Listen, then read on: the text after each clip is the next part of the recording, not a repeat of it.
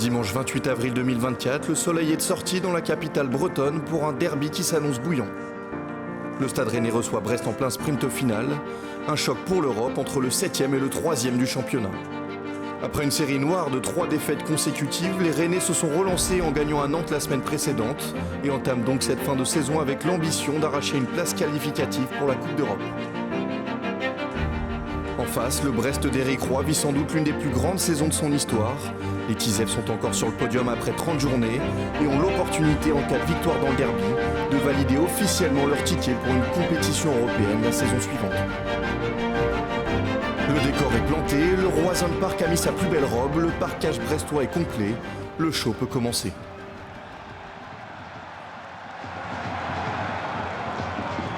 Et les premiers frissons ne se font pas attendre. Après 4 minutes de jeu, le long ballon de Chardonnay est récupéré par les Rennais qui se projettent vite.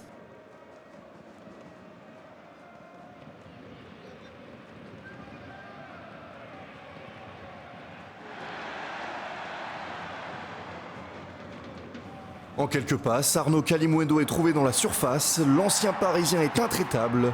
Rennes ouvre déjà le score grâce à son meilleur buteur.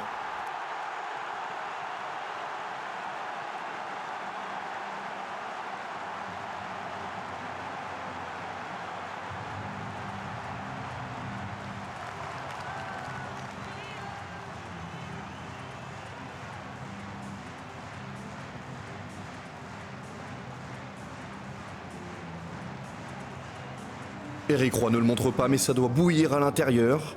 Le début de match de ses joueurs est très compliqué, d'autant que Rennes est encore à l'attaque. Bourigeaud décale Doué qui rentre dans l'axe. Son centre est relâché par Bizotte et ça profite à Arnaud Kalimuendo qui s'offre un doublé en seulement 9 minutes. Sa 9e réalisation de la saison en 28 matchs de championnat pour celui qui partira à Nottingham Forest à l'été 2025. Terrible erreur de Marco Bizotte, auteur pourtant d'une super saison, mais coupable sur ce deuxième but rennais.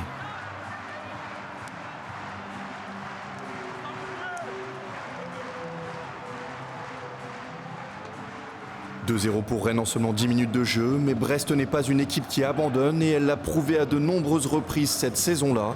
Seulement 2 minutes après le but du break, Del Castillo envoie un long centre vers Steve Mounier.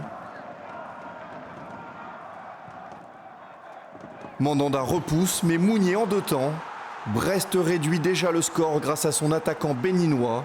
Son 6e but de la saison, ce qui est déjà autant que son total de la saison passée. 2-1 après seulement 11 minutes, ce match est parti sur de très bonnes bases.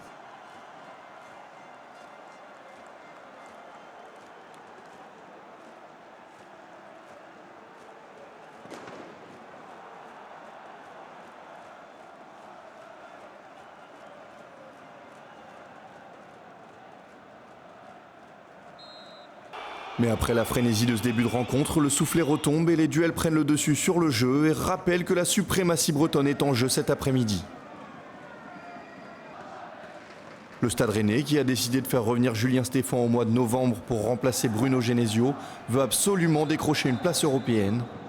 Pour cela, les coéquipiers de Benjamin Bourigeaud vont avoir besoin d'une série de victoires pour revenir sur Marseille, Lens, Lyon et Nice. C'est d'ailleurs le capitaine emblématique du Stade Rennais qui réveille le Roison Park avec ce sublime enchaînement, mais sa frappe est un tout petit peu trop croisée.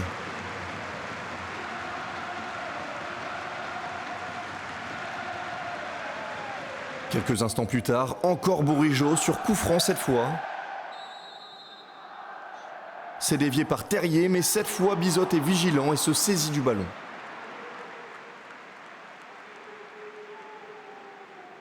À la pause, les Rennais mènent 2-1. Au retour des vestiaires, météo bretonne classique, le soleil a laissé sa place à la pluie. On ne sait pas si c'est la pluie ou le discours d'Éric Roy qui a réveillé les têtes brestoises, mais ils reviennent avec de bien meilleures intentions. Et ça paye tout de suite, le très bon centre de Mady Camara est dévié par Romary dans son propre but. Égalisation brestoise, de partout.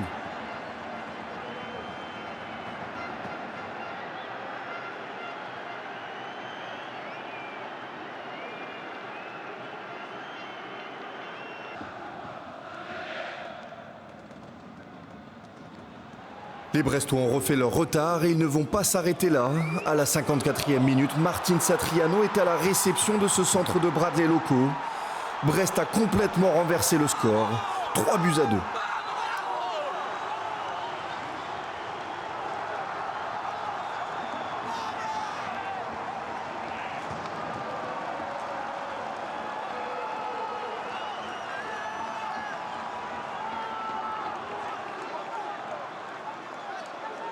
Désormais menés, les Rennais vont réagir, d'abord avec cette frappe de Doué bien repoussée par Bizotte.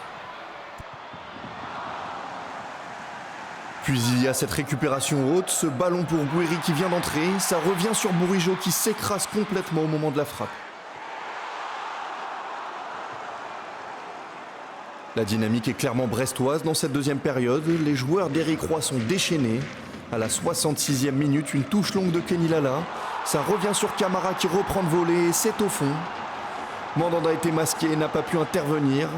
Brest mène 4-2 et se rapproche à grands pas d'une qualification européenne historique. Pour Rennes, c'est un second acte cauchemardesque à l'image de Julien Stéphan. C'est tout le Roazhon Park qui a pris un sérieux coup sur la tête. Les Rennais n'ont plus le choix. S'ils veulent retrouver l'Europe la saison prochaine, ils ne peuvent plus se permettre de lâcher des points en route. Alors sur l'engagement, les Rouges et Noirs se ruent à l'attaque. Le ballon arrive sur Théâtre. Le Belge n'est pas attaqué. Il tente sa chance de loin et c'est au fond. Quelle frappe, quelle prise d'initiative du défenseur central rennais qui remet son équipe dans le match et qui redonne tout espoir à un stade. Ce match bascule dans l'irrationnel. 4-3.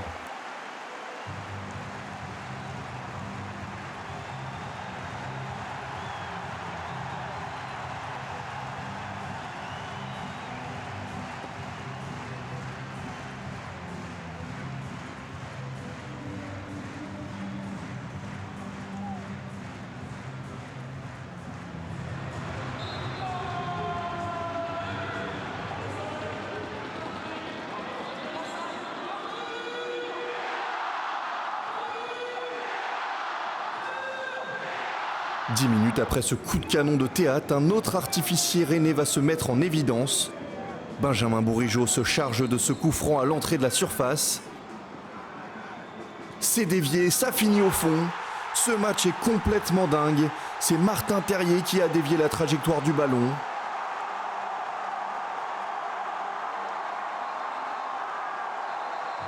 Lui qui a manqué une grande partie de la saison passée à cause d'une rupture des ligaments croisés, retrouve peu à peu son niveau qu'il avait emmené jusqu'aux portes de l'équipe de France.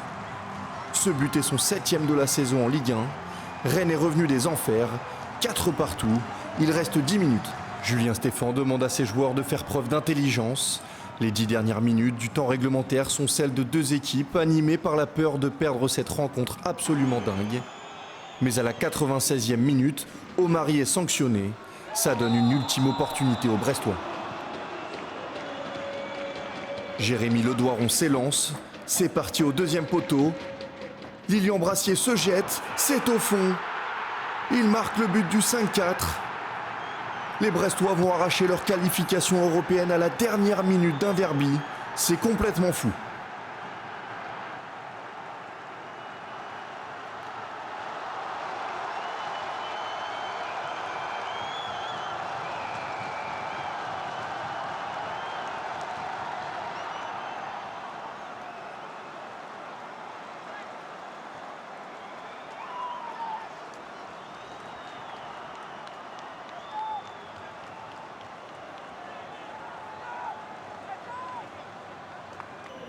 Les supporters brestois n'en croient pas leurs yeux. Ils se qualifient pour la Coupe d'Europe. La saison suivante, ils participeront à la phase de Ligue des Champions, rencontreront Real Madrid, le FC Barcelone, se qualifieront même pour les 16e de finale. Quant à Rennes, l'instabilité sur le banc va se poursuivre et mener le club tout proche de la relégation sous Sampaoli, avant qu'Habib Beye ne vienne sauver le bateau en début d'année 2025.